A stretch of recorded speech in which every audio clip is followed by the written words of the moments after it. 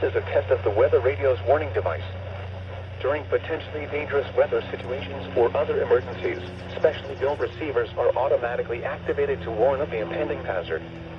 Tests of these receivers are normally conducted by the National Weather Service every Wednesday between 11 a.m. and noon.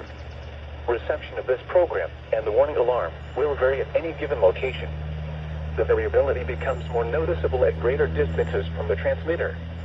To provide the most consistent warning service possible, the warning alarm will be activated for warnings, selected watches, and other environmental emergencies affecting the following North Carolina counties: Alamance, Alexander, Allegheny, Anson, Bertie, Cabarrus, Caswell, Chatham, Davidson, Davie, Durham, Edgecombe, Forsyth, Franklin, Granville, Greene, Guilford, Halifax, Harnett, Hoke, Iredell, Johnston, Lee, Martin, Montgomery, Moore, Nash, Northampton, Orange, Person, Pitt, Randolph, Richmond, Rockingham, Thorne, Scotland, Stanley, Stokes, Surrey, Union, Vance, Waite, Warren, Wayne, Wilkes, Wilson, and Yadkin.